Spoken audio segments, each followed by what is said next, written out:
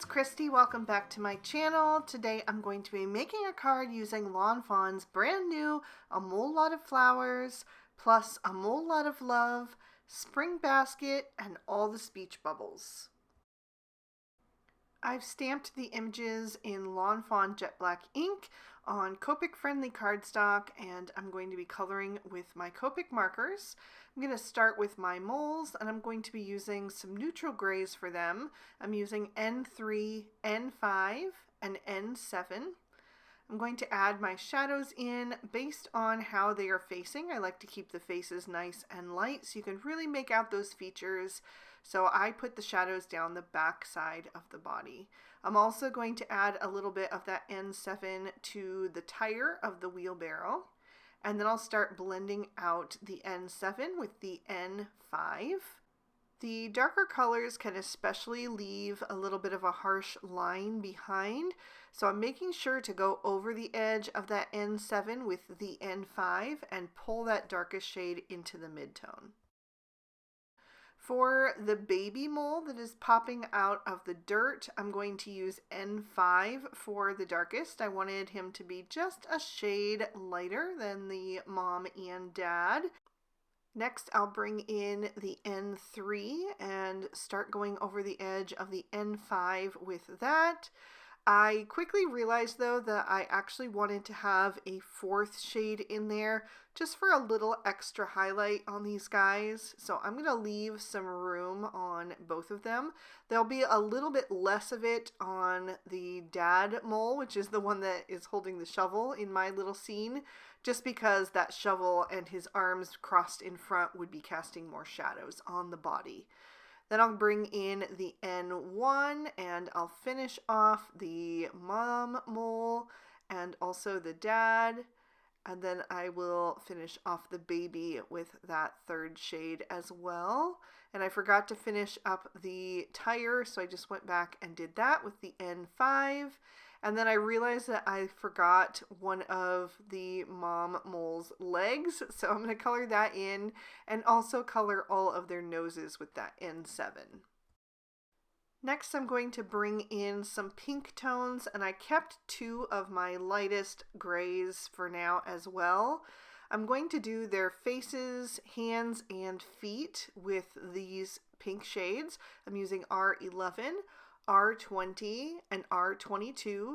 I added just a touch of that R22 because it is quite dark, and then I'm going to blend out with the R20 and then finish with the R11. But I wanted it to look just a little bit more natural and not quite so bright. So that's what the lighter shades of gray are for. I'm going to go right over the darkest part of the pink with the N3. And then I'm going to blend over that with the N1, or blend out from that with the N1, going into the midtone of the pink. That just knocks it back a little bit and made it seem a little bit more natural. And then while I have those pink shades out, I'm also going to give them some rosy cheeks. I'm just going to use the darkest two pinks for this because they are quite dark already. So the R22 for a little bit of blush and blending out with the R20. I'm also going to add it to my earthworms. You can do it before or after coloring the rest of them. And since they will be so much lighter, I thought that would be fine. So I'm going to switch now to some brown shades for the dirt. I wanted to go with some like medium to light browns. So I chose E51, E53, and E55. I'm going to start with that E55 and lay in some shadows on each of these little piles of dirt. I'm doing it on either the left or the right, depending on where I want to place it on the card. And I am blending that out with the E53. And then I'll use the E51 for a little bit of a highlight. But I wanted to add some more texture to this and make it really look like some freshly turned over earth that maybe has some little particles and stones and things in it. So I'm going to add some dot detail with the E59. Just going to add a few in the darkest shadowed areas on each of those. And then to help that kind of blend into the rest of the dirt, I'm also going to do some dot detail with the E55. And I really like the way that that just adds a nice bit of texture in there and kind of brings those piles of dirt to life.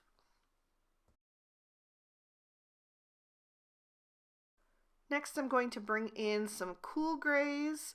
These are going to be for the shovel and also the metal frame of the wheelbarrow. I wanted the grays that I used for this to be different from the grays that I used for the moles so that it would really stand out against them since they're kind of right in front of both of them. So I used C1, C3, and C5. This is kind of my go-to combination for anything that I want to look kind of silvery metallic. And then I'm going to switch to some green shades for my wheelbarrow and also the handle of my shovel. I'm going to make these kind of matching gardening supplies. So I'm using G21, G24, and G28 for that. And starting with the G28, for the wheelbarrow, I'm blending toward the center, and for the handle of the shovel, I'm just blending toward the top. I also did the handle to match. Then I'm going to switch greens to YG11 and YG17 and use this to color in all of my leaves. I wanted it to be just a little bit of a lighter version of the green so it didn't look too much the same.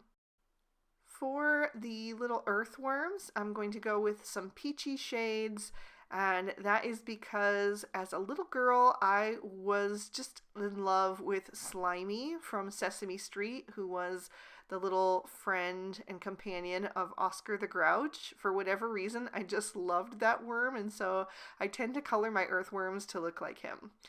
But I'm going to move on now to some blue violets using BV11, BV13 and BV17, and I'm going to do every other little flower in each of the clusters, and I am just altering which flower I start with in each of those clusters so that they don't all look the same.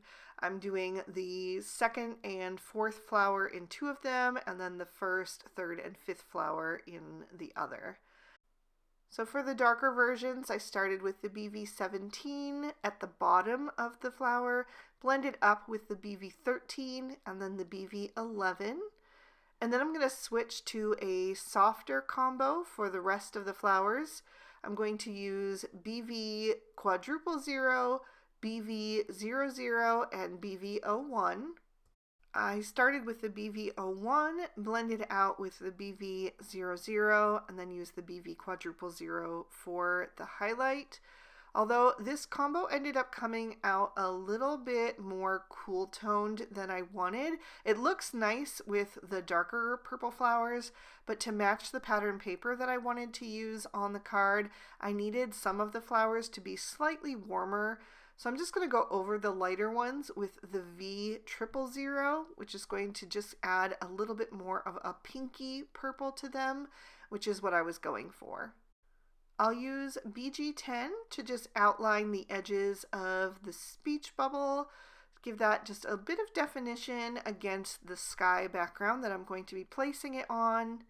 And then for my butterflies, I decided to go back to the V000 and also added in V01 and V04. And I usually start with the darkest shade toward the body of my butterfly, but I decided to switch it up today and actually put the darkest shade on the outer edges of the wings, and I really like how that looks as well. So I added that first and then blended out with the V01 toward the body, and then finished with that V000 and trimmed all of these images out with their matching dies.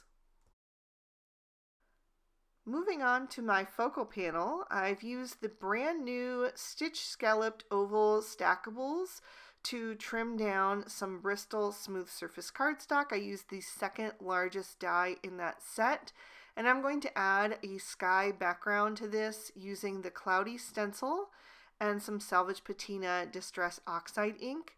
I am trying to avoid the white scallop on the outer edge of that stitching detail. I wanted to keep that as light as possible. If I get a little bit of ink on it, it's not the end of the world, but I just wanted it to be a bit brighter. So I'm trying to avoid that as much as I can. I used 2 different sides of the stencil to give me my cloud formations, added a bit of ink underneath so it's not so stark white at the bottom, and then I'm going to do some splatter detail to just add some extra interest. So I pressed some of that Salvage Patina Distress Oxide ink onto a block, and then I am adding a tiny bit of water to that, mixing it up with a thin paintbrush, and then tapping that off the edge so I get a nice fine spray of dots. And then I'll set that aside to dry. For the ground, I've used that same die and then trimmed that in half using one of the Stitched Simple Wavy borders. This is the medium-sized one. And I will blend on some Gathered Twigs Distress Oxide ink. And again, I'm just trying to avoid that white scallop border as much as I can. So I'm just blending that on gently, but adding firmer pressure up at the top so it really draws attention to that stitching detail. And then I'll bring in some antique linen. I'll blend over where I left off with the Gathered Twigs and then take that the rest of the way down the panel. And this time I'm going to also do some splatter, but only using the darker shade, the Gathered Twigs. So I'm just going to repeat the process, press that onto an acrylic block, mix it up with a thin paintbrush, and then tap that all over the background until I have a nice spray of dots, which is going to match the little dots that I added to the Copic colored mounds of dirt. So I'll set that aside to dry as well, and in the meantime I'm going to work on my sentiment. I'm just going to add a scrap of white cardstock to my Misty, and I'm going to stamp out the sentiment "It's Mother's Day" from the A Mole Lot of Flowers stamp set. I stamped that down twice to make sure it was nice and bold. And then I'll pop my card base in my Misty. I'm using lilac cardstock, and I'm going to stamp on the inside using Seedless Preserves Distress Oxide ink. So I am going to take one of the little moles that's popping out of the dirt and the heart speech bubble from A Mole Lot of Love, and then I'm also going to stamp a sentiment from that set into the little heart speech bubble that says "I really dig you," because I love a good pun and this one is just too cute not to use. So I will set that aside as well, and I'm going to move on to some pattern paper.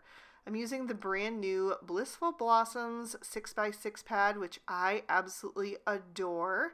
I'm going to tear out the 2 matching purple sheets. So we've got the one that has the lines with the little leaves, and then the one that has the little trio of flower sprigs. I trimmed down the floral piece with the largest of the large stitch rectangle stackables, and I'm going to glue that to my card base with the jumbo glue tube. And this is going to cover the entire card front. This is an A2 standard size card, so it's 4 1/4 tall by 5 1/2 wide. Then I'm going to take the stripy leaf print and just make sure that it's running the correct way up, and then I'll run that across the center of my card horizontally. Then I can bring in my focal panel. I've added some Scotch 3M foam tape to the back of that to give it a bit of dimension on the card, just making sure that that is centered before I press that down into place. And then I've also used the Sandy Beach accents to cut a couple of little areas onto my focal panel that I can slip some of these images onto. And I'm going to do that before I glue it down because I just find it easier to be able to tuck those inside this way. I'm going to take one of the little flower clusters and tuck that into the one on the far right. And then I'm also going to take the little baby mole and tuck that into the one at the bottom center. And then I can go ahead and glue this panel onto my card front, just avoiding the top edge of that bottom part of the focal panel so I can still slip things behind it if I need to. I'll glue that down into place and just make sure that the little scallops along the edges all line up. And then I'm going to take my daddy mole and place him at the top of the dirt over toward the right hand side. And then before he is adhered completely, I want to take this larger cluster of tulips from the spring basket and just tuck that behind one of the little, top waves of dirt. And then I'm going to take another one of the tulip clusters. This one is from the A Mole Lot of Flowers stamp set, and tuck that into the wheelbarrow. And then I'm going to add that over on the right hand side of the card to balance out the daddy. And I did have to just peel up the baby's head a tiny bit to tuck the wheel of the wheelbarrow behind, but then I just smooth that back into place. Now I'm going to take that little speech bubble and I'm going to add that to the mom mole and just tuck the edge of that behind those taller tulips. And then I've got my little earthworm that is popping out of the dirt. That's going to go over on the bottom left.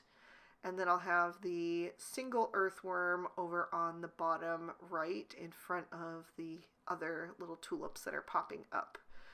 Then I have my two little butterflies. Those are also from the spring basket stamp set. And I was just trying to decide which one I wanted to place where. And I decided to put the one that was flying sideways, the side view, I should say, toward the flowers. So it looks like it's about to land on those. And then the one that we see from the front, I'm going to place up at the top near that speech bubble. So I've trimmed down the Mother's Day sentiment with one of the Everyday Sentiment banners. This is the smallest one. And I am going to adhere that right down at the bottom of the oval focal panel, just making sure that's all nice and straight. And then I can bring in a little bit of glitter. I'm going to add Stardust stickles to the two butterflies, to the edges of their wings. And then I'll also add just a touch to each of the flowers so that they just have a little extra sparkle to them as well. Once I finish that, I'm going to lift this card up for you guys so you can see it in a bit more detail and also give you another peek at the inside. If you enjoyed this one, please be sure to give the video a thumbs up and leave me a comment down below. I love to hear from you. This will also be on the Lawn Fawn blog and YouTube channel today, so if you'd like to check it out again, you can watch it over there, and I would really appreciate the support. Subscribe to my channel if you haven't already, and ring that notification bell if you want to be alerted when I post new videos. All the products I used will be listed and linked in the description bar below in case you'd like to pick up anything for yourself. And if you'd like to keep watching, here are 2 extra videos I thought you might also enjoy. Thank you so much for spending your time with me today. I hope you had a good one, and I will see you soon in the next. Bye-bye.